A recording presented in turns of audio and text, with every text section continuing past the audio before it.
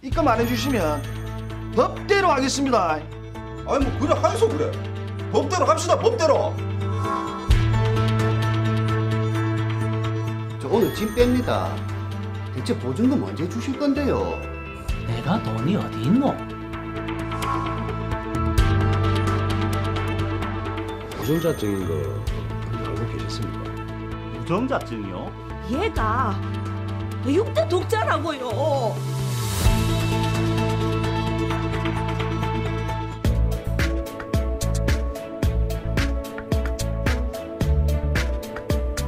법대로 합시다. 네, 저희가 한 주 한 주 참 변호사님들과 함께 바쁘게 또 회의도 하고 준비를 하는데 벌써 8번째 시간에 맞이를 했습니다. 오늘은 이 세 분과 함께 또 쉽고 재미있는 법 이야기 이어가 보도록 하겠습니다. 오늘 나유신 변호사님 그리고 김주성 변호사님, 한병철 변호사님 함께 하십니다.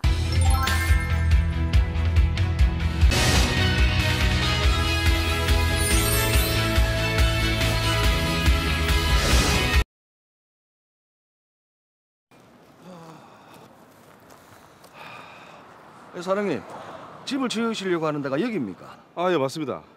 저희 아버지한테 물려받은 땅인데요. 매번 이사 다니기도 좀 그렇고 집을 살려니까 집값이 너무 비싸가지고 여기다가 좀 그림 같은 집을 지어서 살아보려고요. 그래, 어떤 그림 같은 집을 그리고 계십니까? 주방이랑 거실은 좀 넓었으면 좋겠고 서재 겸해서 쓸 수 있는 아늑한 복층 구조의 방도 있었으면 좋겠습니다. 사장님이 말씀하신 거 잘 체크해서 만들어 보도록 하겠습니다. 공사 비용은 얼마나 생각하고 계십니까? 한 2억 5천만 원이면 되겠죠. 2억 5천만 원. 예. 그 계약서 따로 안 써도 되겠죠? 아이고, 사장님하고 저하고 한두 번 본 사이도 아닌데 맡겨주십시오. 아, 예. 좀 튼튼하게 좀 잘 좀 부탁드리겠습니다. 걱정하지 마십시오. 튼튼하게 지어드리겠습니다.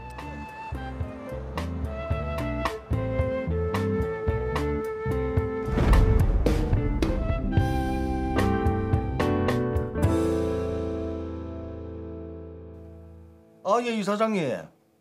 어제 보내드린 설계도로 진행하면 되겠죠? 예, 우리 집사람도 구조가 좋다고 하네요. 그렇게 해주세요. 아, 그리고 집 앞에 진입로에 흙길이 울퉁불퉁해서 다니기가 영 그렇던데 반듯하게 포장 좀 잘 좀 해주세요. 아, 집 앞 진입로요. 포장공사. 예, 알겠습니다.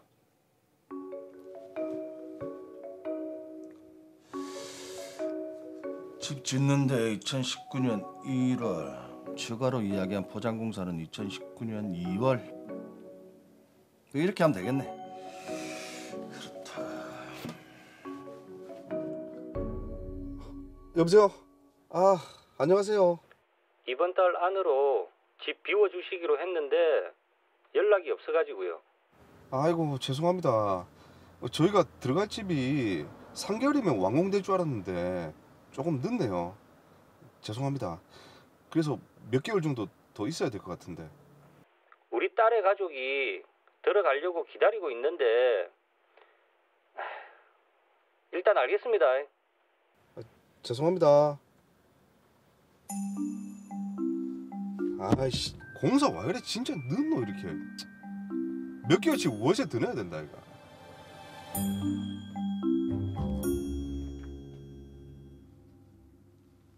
여보세요? 여보, 주방 천장에서 물이 샌다. 주방에도?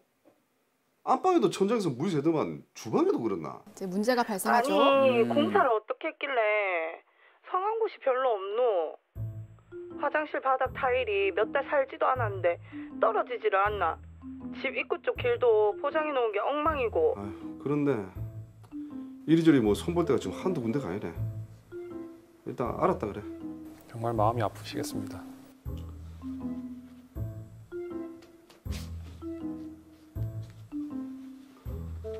여보세요? 두시가. 근데 지난번에 얘기했던 그 새로 지은 우리 집 그 손볼곳 있다고 얘기했다 아이가. 그래. 네 아는 업체에서 하면 얼마 정도 한다디? 보수하는 돈이 꽤 들 것 같다던데. 얼마나? 한 5천만 원 든다 카더라. 아이고. 5천만 원? 아휴. 일단 알았다 그래. 난리가 났네요. 처음부터 3억 들여서 짓는 게 나을 뻔했어요. 그러네요.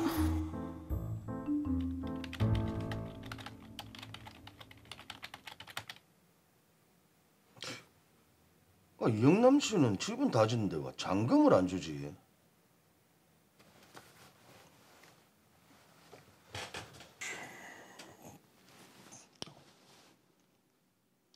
예, 이사장님.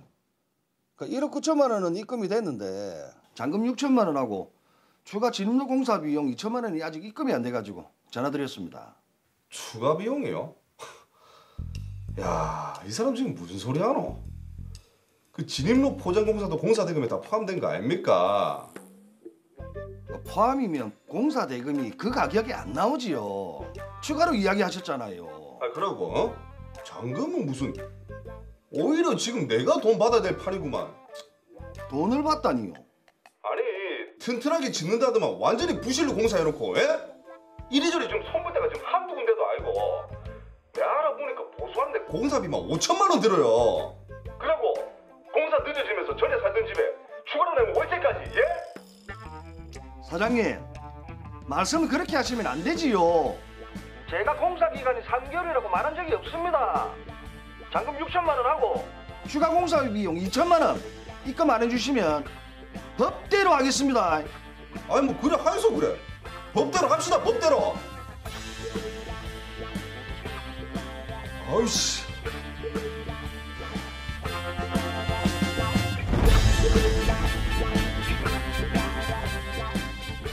예, 정말 저 푸른 초원위에 그림 같은 집을 꿈꿨는데 네. 집이 완성이 돼서 들어가 살아보니 문제가 많았습니다. 법대로 따져보자고 하셨는데 사무장님 사건 정리부터 먼저 한번 해주시죠. 자, 일단 깔끔하게 튼튼하게 정리를 한번 해보겠습니다. 예. 이영남 씨는 물려받은 땅에 집을 짓기 위해서 시공업체 대표인 권영철 씨와 공사 도급 계약을 합니다.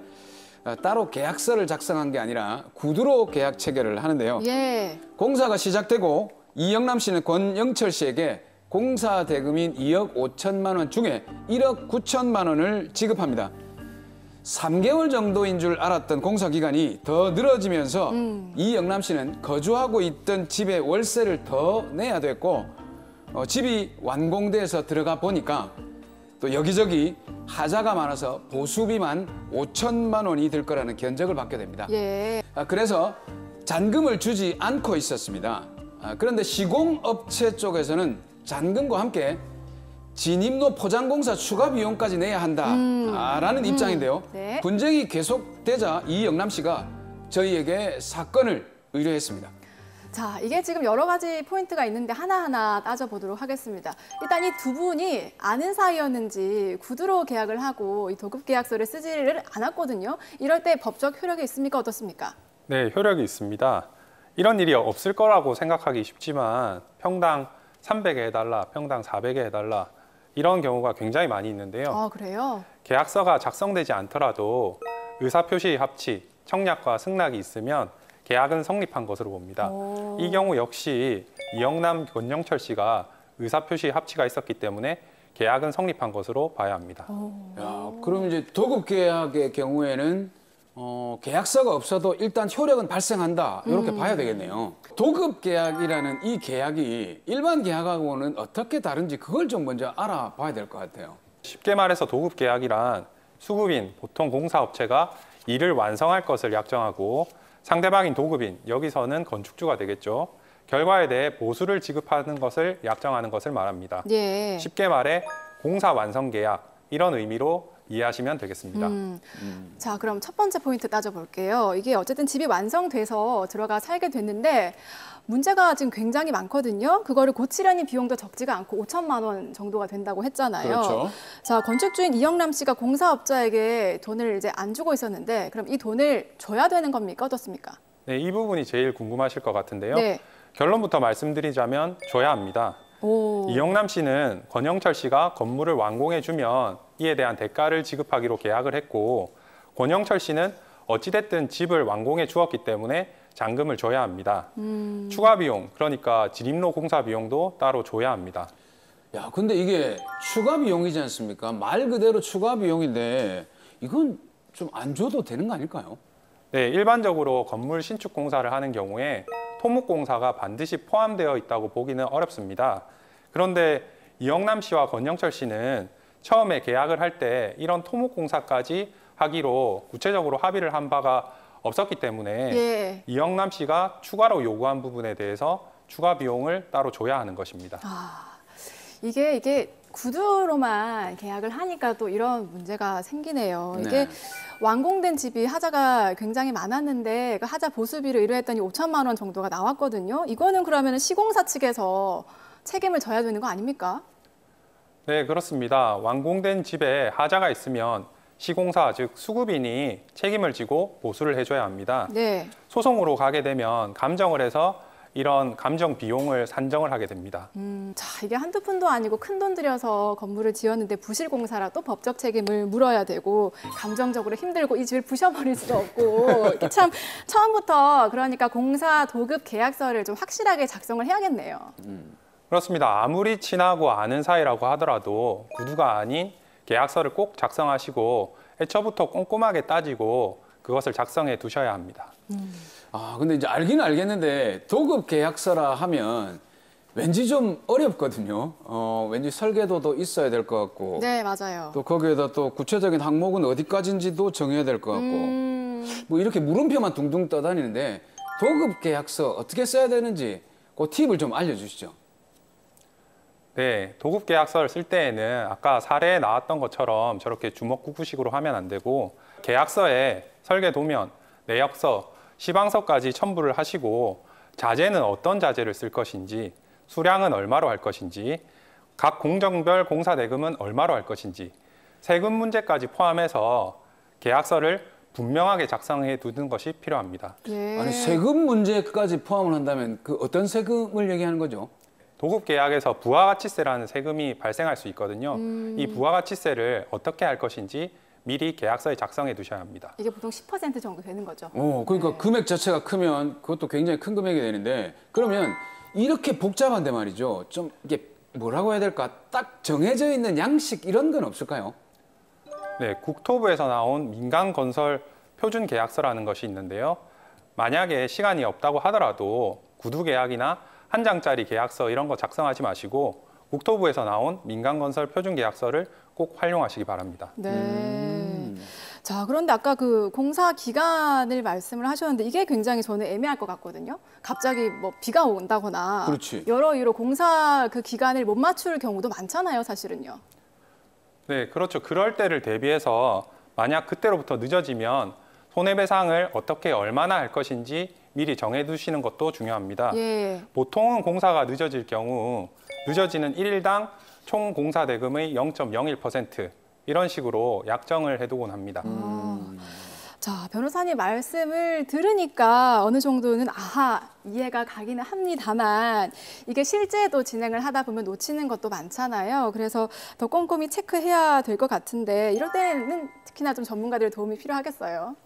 네, 그렇습니다. 변호사 등 법률 전문가에게 계약서의 검토를 요청하시면 애매하게 작성되어 있어 향후 분쟁의 소지가 있다거나 나중에 소송으로 가게 되었을 때 곤란해질 수 있는 부분에 대해서 상담을 받고 수정을 하실 수 있을 겁니다. 이 사연 같은 경우 정리를 좀 해볼게요. 일단 양측의 주장이 엇갈리고 있습니다. 의뢰인 건축주 이영남 씨를 위해서는 어떤 솔루션 주실 수 있을까요? 건축주인 이영남 씨 입장에서는 억울하실 수도 있습니다. 하지만 만약 소송을 진행하게 된다면 이영남 씨는 잔금과 추가 공사 비용을 지급해야 합니다. 물론 권영철 씨도 하자 보수 비용을 지급해야 하겠죠. 그런데 소송을 통하면 소송 비용이나 감정 비용이 발생하는 등 시간도 오래 걸리게 되거든요. 예. 두식 씨처럼 아는 사람이 있어서 하자 보수 견적을 받으실 수 있다면 이를 토대로 적절히 화해를 한번 해보시는 것도 좋은 방법이 될 것입니다. 이영남 씨 같은 건축을 도급하는 입장에서는 계약서를 꼭 꼼꼼하게 작성해 두시라 이거를 당부드리고 싶습니다. 네.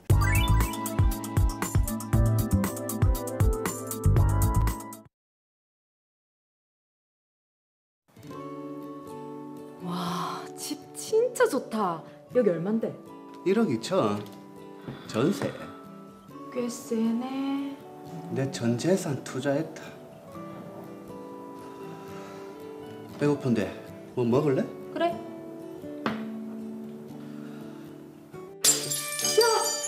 괜찮다. 괜찮다. 너는 괜찮아? 조심하지. 아, 놀래라 씨. 미끌렸어, 미끌렸어.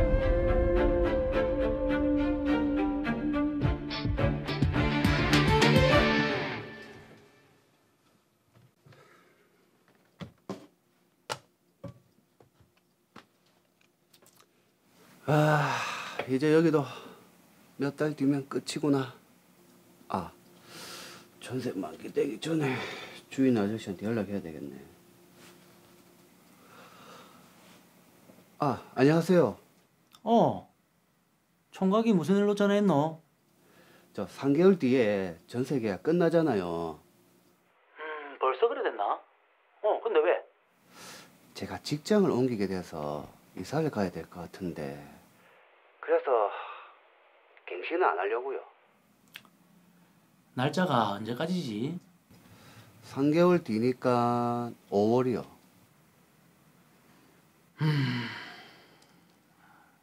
집주인이 생각이 많아 보이죠?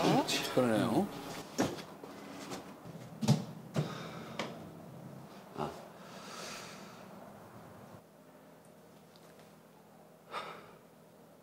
여보세요? 아저씨, 저 오늘 짐 뺍니다. 대체 보증금 언제 주실 건데요? 내가 돈이 어디 있노? 새로 사람이 들어와야 돈을 주지. 아니, 그거 제 전 재산이라고요. 직장 때문에 어쩔 수 없이 옮기는 거라. 저도 대출 받아서 옮기는 겁니다. 어떻게 해결 좀 해주세요. 나도 답답하다. 계속 나 몰라라 하는 집주인 때문에 저는 결국 주택 임차권 등기를 했고 임대차 보증금 반환 청구 소송까지 제기했습니다.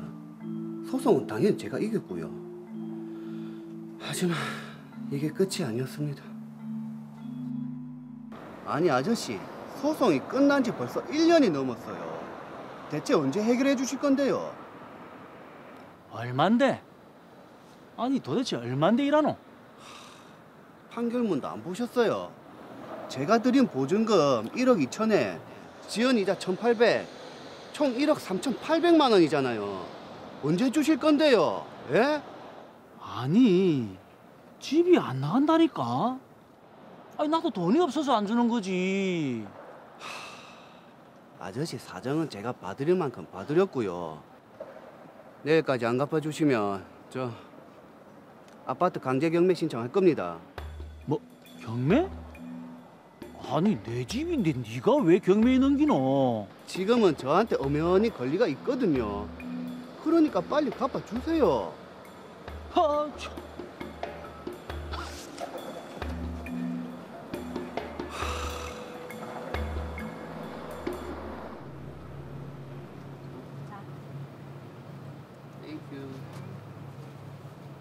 아 맞다.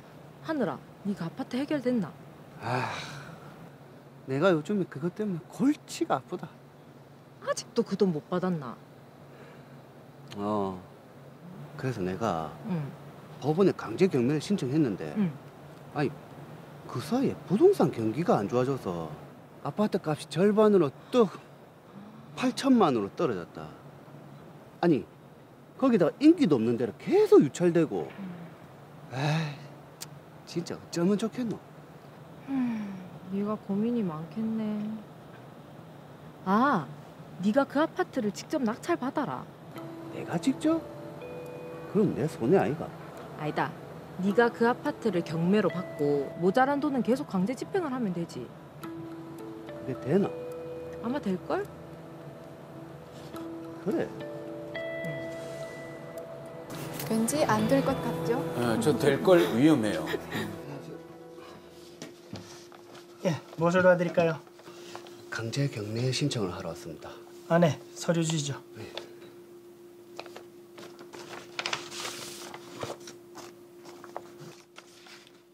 황망복 씨 2억 원짜리 토지에 대해서 강제 경매 신청하셨네요. 맞습니다. 제가 임대차 보증금을 못 받아서 집을 경매로 직접 낙찰받았거든요.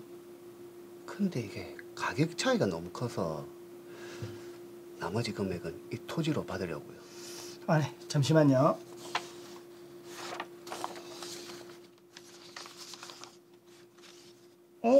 전하늘 씨는 대항력을 갖춘 임차인이시네요. 아파트를 취득하셨을 때 이미 임대차 보증금 채권이 소멸하셨습니다. 예? 아니 그게 다 사라졌다고요? 네, 그래서 더는 강제경매 못 하시겠는데요? 아니 그럼 나머지 금액도 못 받는단 말입니까? 그렇죠.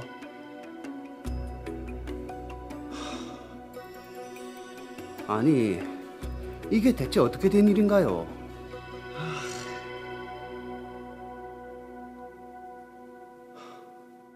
자, 이 사건 살펴보겠습니다. 일단은 집주인이 전세 보증금을 내주지 않아서 시작이 된 건데 결론적으로는 임차인이 이제 손해를 보게 된 사건이네요. 그렇습니다. 좀 더 자세히 정리를 해보도록 하겠습니다.